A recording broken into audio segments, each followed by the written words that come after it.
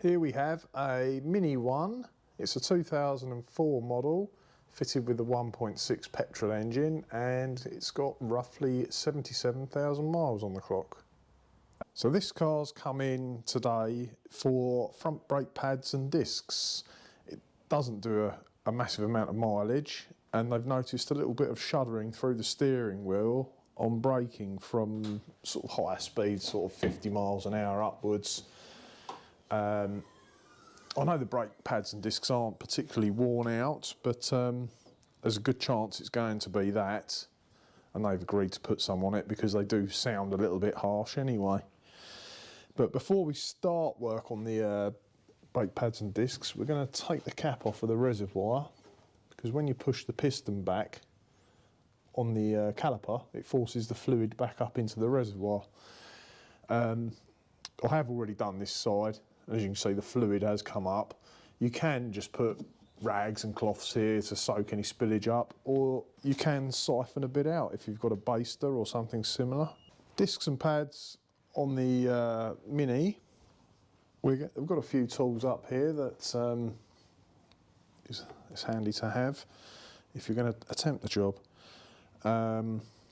Trim clip remover, screwdriver. They're just for taking out the little clips that hold the wheel arch liner in to access the brake wear sensor loom.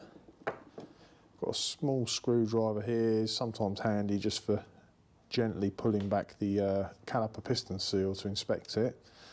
Slightly bigger screwdriver there just for helping to ease the caliper off. We've got a Torx 45 for undoing the grub screw that holds the brake disc in place. We've also got a 7mm Allen key here for undoing the caliper bolts. Big pair of grips there just for pushing the piston back in on the caliper.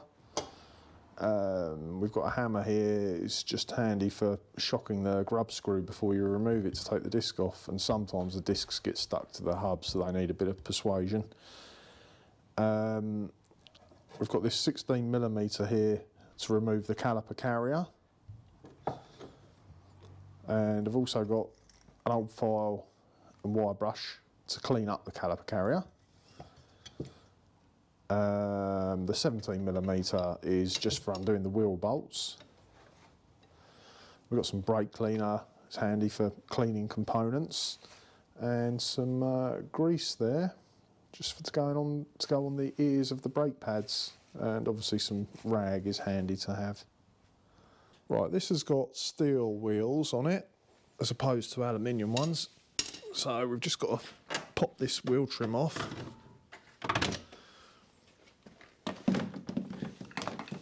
And they are 17mm bolts, so I just want to crack these loose before you jack it up or take it up in the air.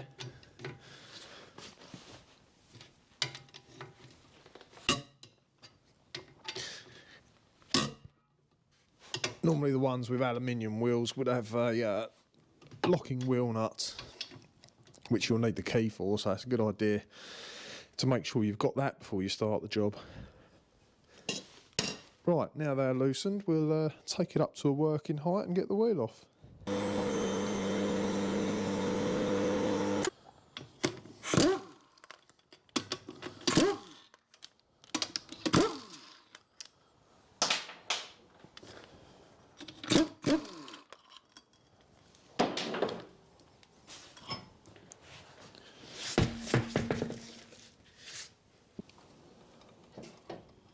Turn that round a bit, it's a bit easier to see. So if you look in here, the caliper, you've got the brake pad here, that's the metal backing. That's the material which wears down the friction surface. So there's your brake disc, that's how much is left of the brake pad. You turn it, you can see, so that's the disc, there's your pad. Same on this side, a little bit more difficult to see. This side has also got a wear sensor clipped into it, which unfortunately you have to buy separately on these, on the Minis and BMWs. Just comes round here, up, round, then loops up. I think it normally clips in behind this trim, or it might be on the inside, but we'll have a look at that because you need to ideally change that as well. So we're going to start by removing the brake caliper, get the pads out. First thing, this metal spring clip here, it just pushes in. Sometimes they get a bit rusted, but make sure you put your thumb over it because they do have a habit of pinging out.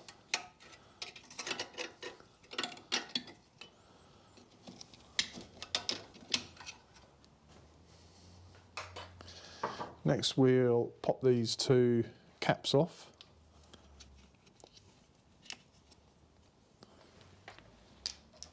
And inside there you'll find a 7mm Allen key bolt, which you can use one on a ratchet like this. You can just use a standard Allen key, like whatever you've got to hand. Oh, that's loose.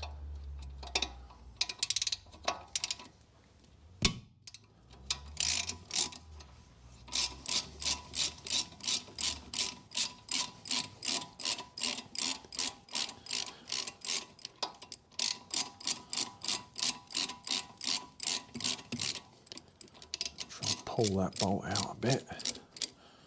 That's it. And the same with the bottom one.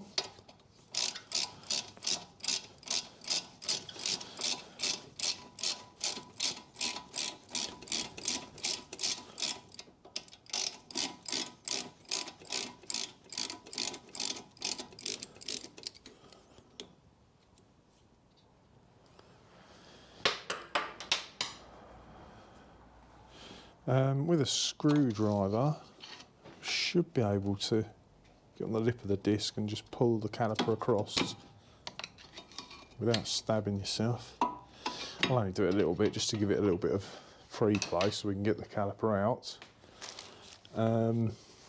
Handy if you've got a bit of wire or a cable tie or something, you can just hang the caliper on, save straining the brake pipe. Put it up there actually.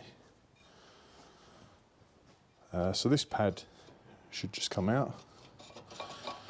That should be like a nice snug fit, but exactly like that you want to be able to move it around. Sometimes they get wedged in there, gives the same effect as a seized caliper.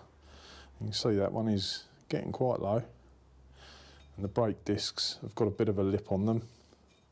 They're not absolutely worn right out, but like I say, they did sound a bit harsh and a little bit of shuddering going on when braking from speed through the steering wheel. Right, so we've got the other brake pad in here, which has got the wear sensor loom on it, but that should just unclip. That wear sensor loom should unclip out of the pad. I can see it started wearing into it anyway.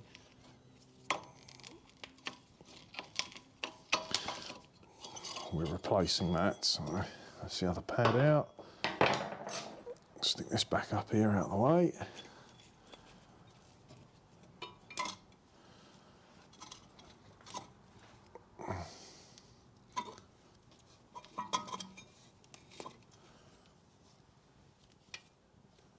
That's the bleed nipple there for the caliper. A little bit of rubber's broken, but it doesn't really matter. Okay, we'll go ahead and remove this loom next, I think, get this out of the way. Right, so this loom, it actually goes up there, round, down. Looks like it goes up there, but it actually comes round behind this liner. So I'm going to take out some of these fixings, see if we can pull it back and have a look. They are actually Phillips, plastic Phillips screws. Quite surprised actually that one's come undone.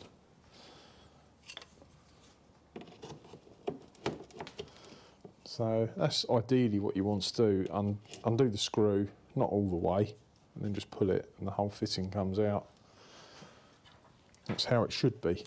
I can see that one looks a bit suspect. No, that's all right.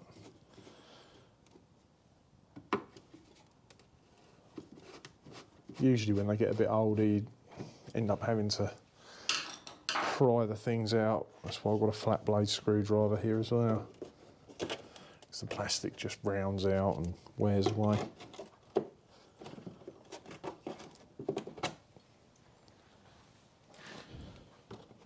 Oh, there's one more up there. You can see that.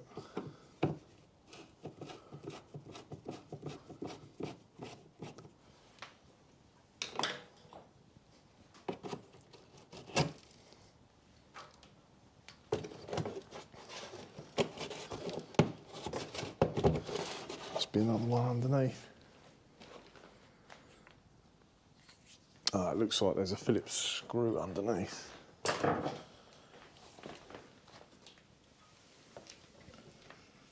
Where is the... Maybe it's this one.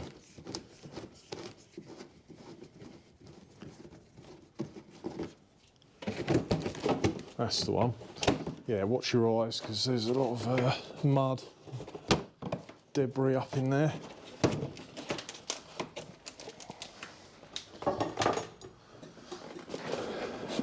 You can just about see what we're trying to get to. There's a couple of multi-plugs there. It looks like I could have actually probably gone underneath.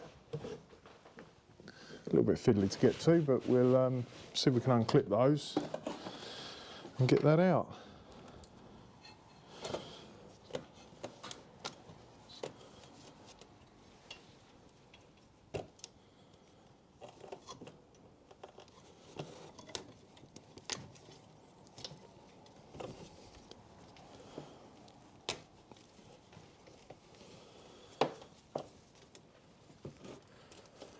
Should just slide out of there. ABS sensor loom.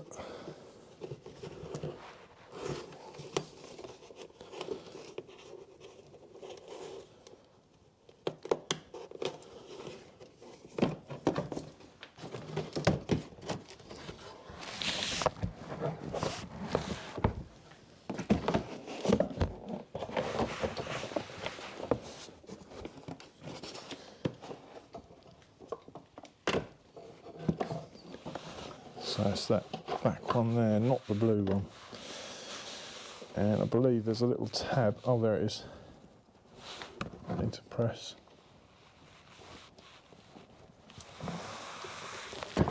That's it. I'll leave that there for a moment. There's the old loom. So this end that goes in, oh, the little metal clip fell off it. It actually just forms a loop. The wire comes in, goes in the sensor there, forms a loop, then comes back out. Once this little part here starts wearing on the disc, it's just started touching, it will break that loop and ping your warning lights on. It's a good idea to change these though.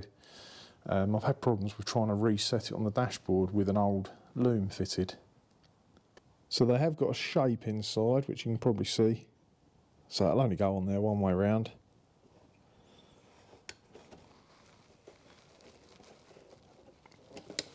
And that's it, quite a positive click. I'll try and reroute this. It's probably going to be a little bit difficult to film.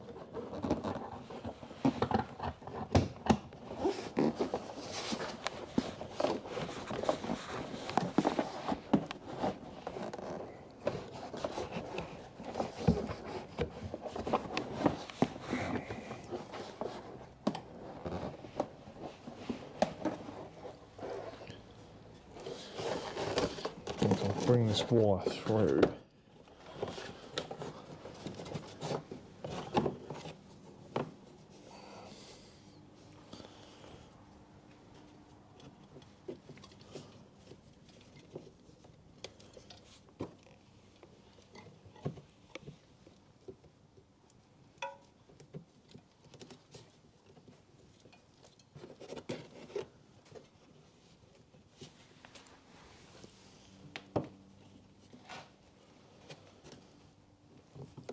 Oh, I've done that right, yeah.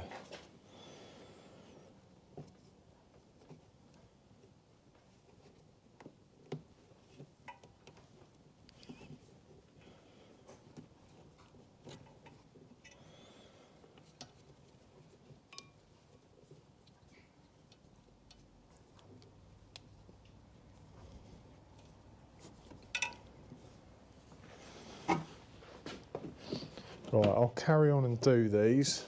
We won't bother filming this, but as you can see, exactly the same. It's a little bit difficult holding this arch liner out and getting them in, but you literally just loop that bit of plastic rubber round and pull the peg through. I think there's another 2 or 3 up behind here. So just to clarify, this is the old loom that I've taken out.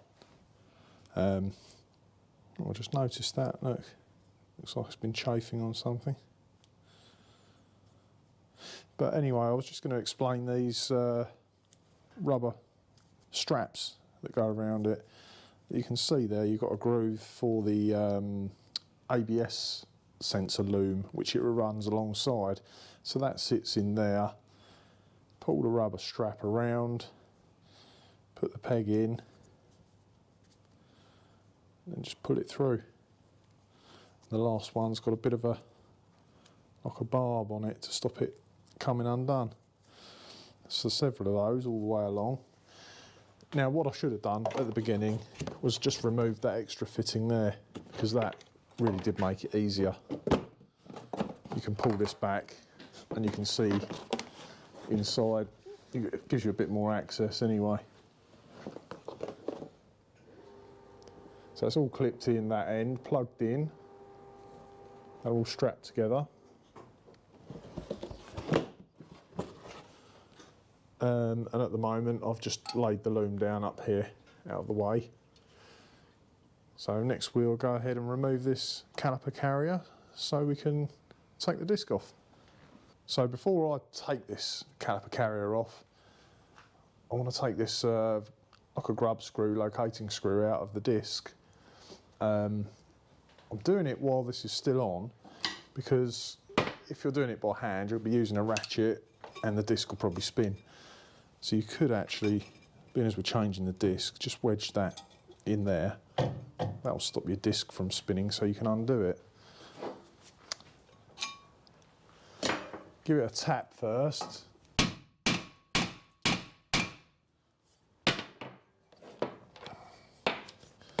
I'm lucky to have the gun, so I'm going to just undo it with this.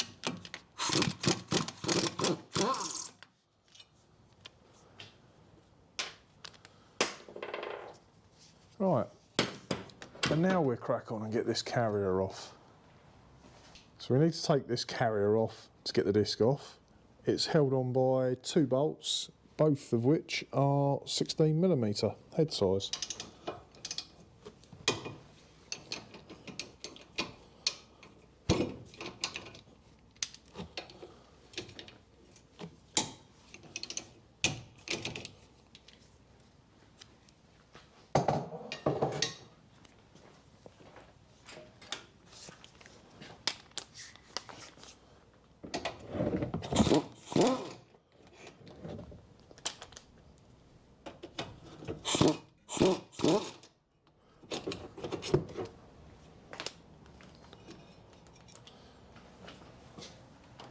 So as you can see, the whole lot just falls apart now.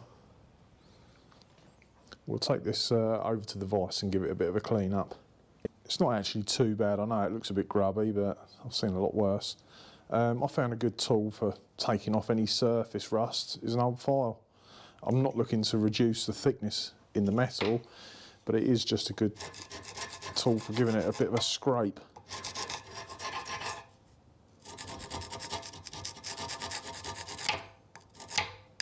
As I was saying earlier, it's you know, good to get this clean, because you want the pads to be able to slide around freely in here and not get wedged in tight.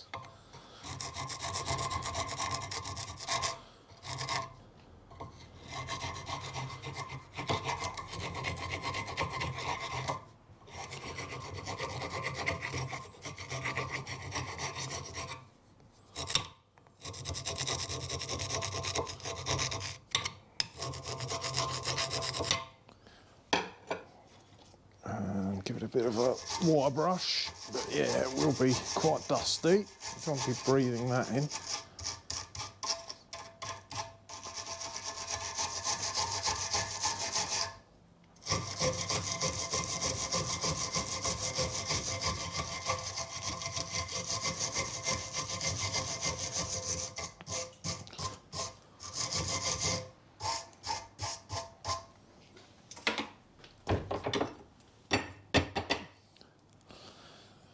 and that's good to be refitted. As I mentioned earlier, there's a little bit of shudder when braking from higher speeds. It's most likely going to be the discs that are slightly warped, but always make sure the hub flange which the disc sits on is clean. You don't want any debris stuck in there, stopping the disc from sitting flat on the hub.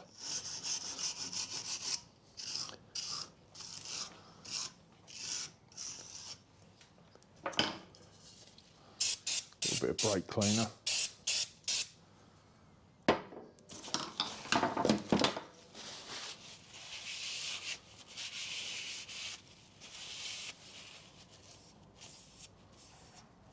That all feels fine, nice and smooth.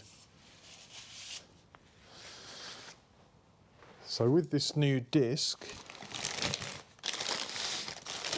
some of them you find have a thin coating of paint on the actual friction surface, which you don't need to do anything with. But this one, I don't know if you can see, it's got a bit of a oily residue on it. Just a good idea to give it a bit of a blast off with some brake cleaner.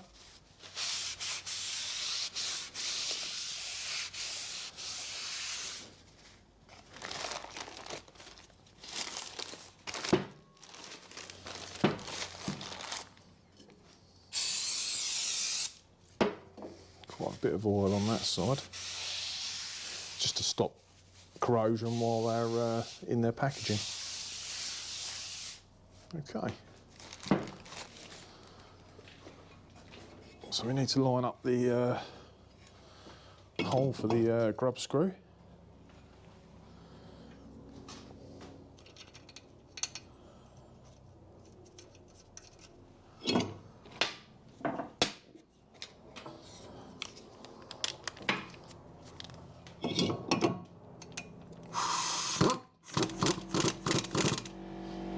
It's really just there to hold the disc in place while you're assembling everything. Some discs don't even have those. Obviously once your wheel is on and bolted up tight, that's clamped between the hub and the wheel, it's not going to go anywhere. So next we'll get that caliper carrier on.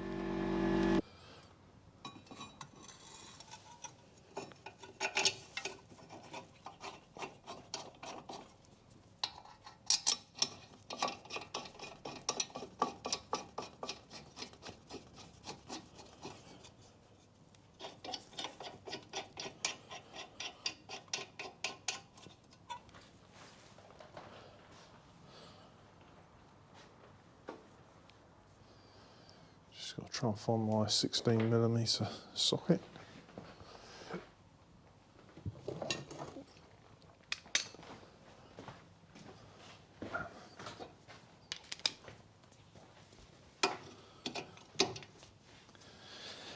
So as with all mechanical fixings, whether it's on your car, your push bike, garden table, anything, you will find a tightening torque. And you can look those up, but you just got to be sensible, make sure these are nice and tight.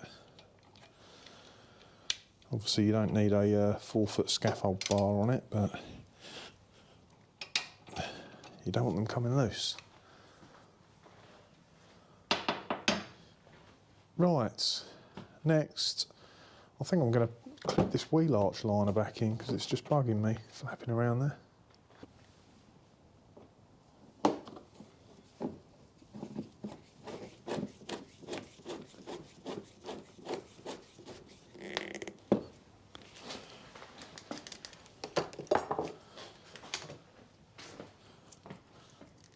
So these fittings, you should be able to just get all the legs through the hole.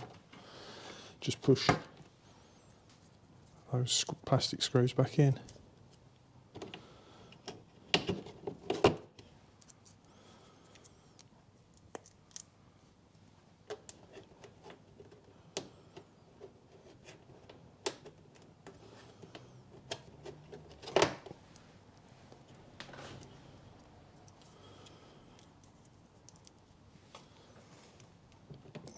That's that one that I should have taken out right at the beginning.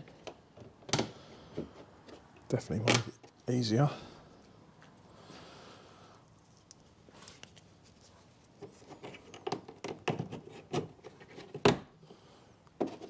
Good, that's all back in. We'll get the pads back in the carrier now. So I think you can see a difference in the thickness there between the new and old linings. So the pads, the inner one which goes into the caliper has this clip which just pushes in, locates it, and this one, it just sits in the carrier. Before we refit those, I will have a little look at this caliper. Notice some surface rust around the piston here. Be very careful if you use a screwdriver because you don't want to be piercing this rubber. It should be nice and clean and shiny in there, which it looks like it is. That's good. When they get a bit of dampness in there, it just sits in, it can't get out, rusts, and then the piston seizes and won't retract back inside. So I'm just going to grab some grips now and push that back in. You can use a G-clamp, or you could use a screwdriver, similar to the way I got the caliper off.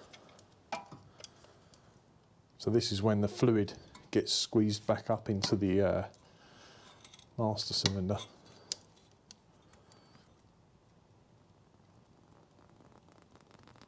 There are also, you can buy tools, caliper wind back tools to go in there to push these back in.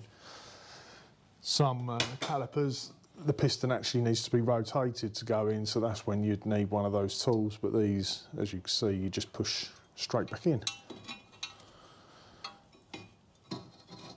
There's that bit of clip. I mean, it will hang on the brake pipe as long as you're careful. I've never had a problem doing that. It's good practice just to use a clip though, piece of wire. So the pads that we're fitting, I'm going to put some grease around the ears where they can't come into contact with the caliper carrier. You don't need massive dollops of it. Just helps to keep them free and loose, and hopefully they won't get wedged.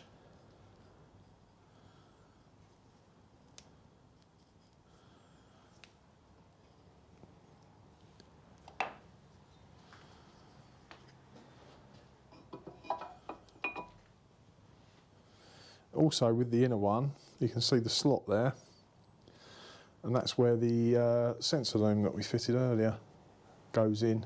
If I can find it.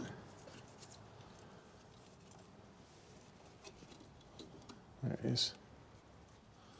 So once this is in the caliper, you put it in with the little bobbly side there, facing outwards. That just pushes in, and the metal clip retains it in.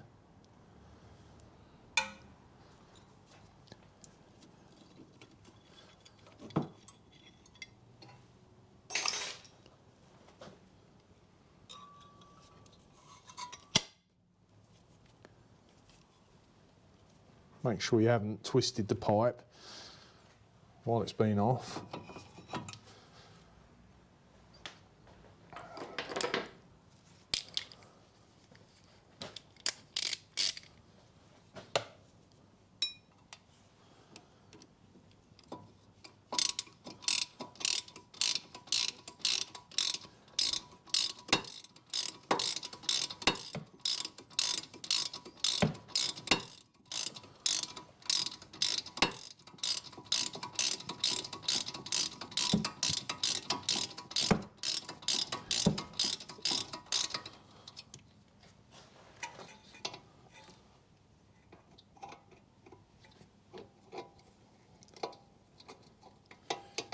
See what I'm doing here.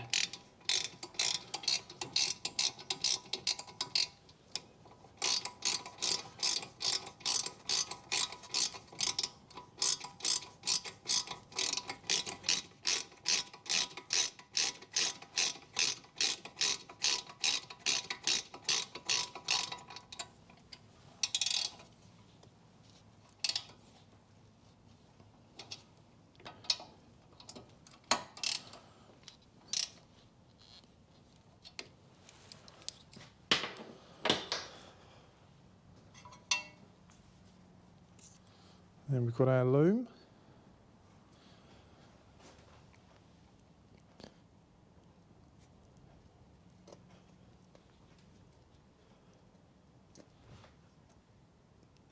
That's it, clipped in. Pop that off again.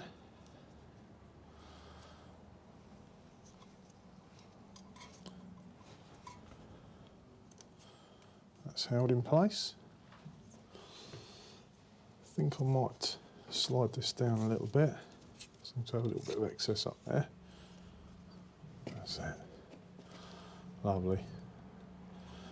It's got the thicker bit here, which is probably what the old one chafed on. There. I think I might put a little cable tie around that just to hold it over. Yeah, I'll grab a small cable tie.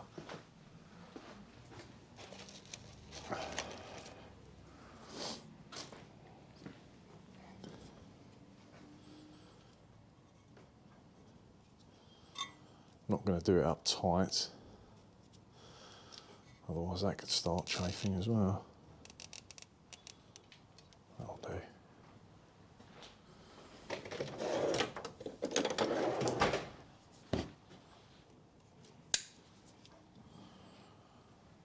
Lovely, so we've just got the plugs to go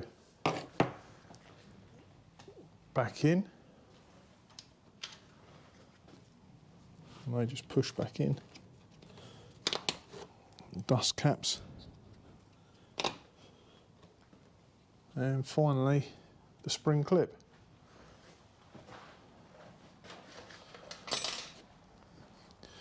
Which they can be a bit of a fiddle sometimes.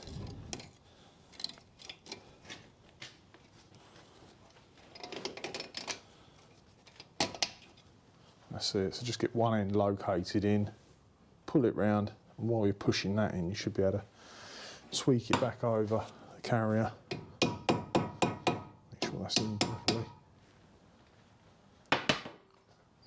Great. So next we'll get the wheel back on.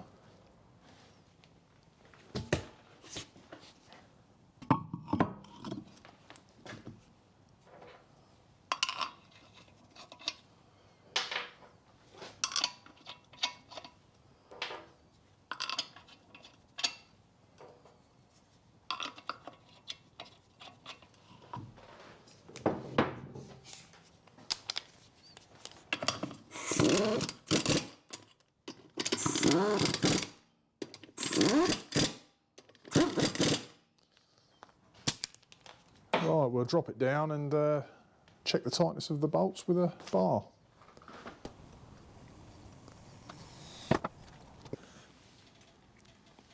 I know the gun does do things up tight, but I always like to double check by hand.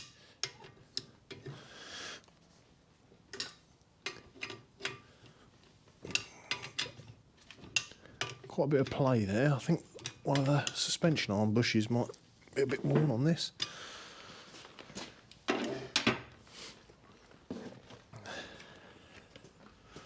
So remember to line up the valve with the little cutout there in the wheel trim if you've got steel wheels.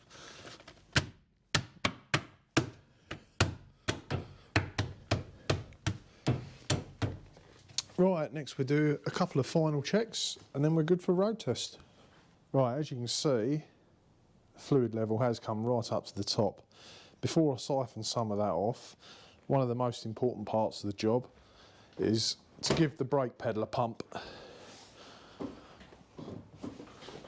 You might find the level goes down fractionally, but it's a good idea to pump the pedal. Otherwise, first time you get in the car to drive off, you go to press the brakes and the pedal will go to the floor and do nothing. So make sure you pump the pedal so it comes up hard. I'm going to siphon a little bit off of that fluid.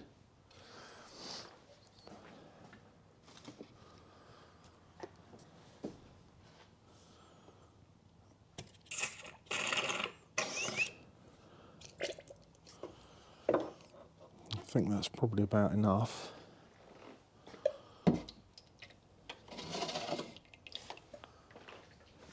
That's my torch. Oh yeah, we've got a maximum mark round this side, which you can see the level is pretty spot on with the top of that mark there. And as I said earlier, if you spill any, which it looks like a little bit has come out, I'll get this cap back on.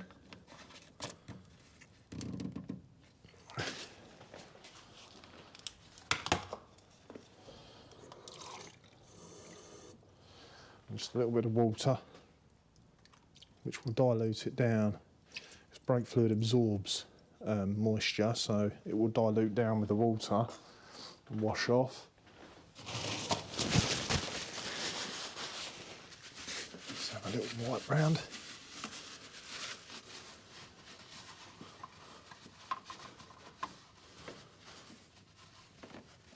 Lovely.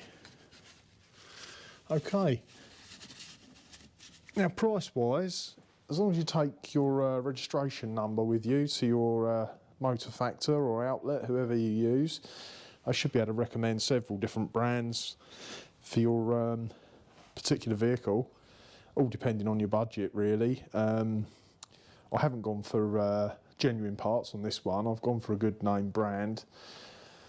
The pads were roughly £40 and the discs were roughly £35 to £40 each. So, you know, around about £120 mark all in for all the parts at this current time. All that's left to do now is just give it a road test and make sure all the brakes work as they should do.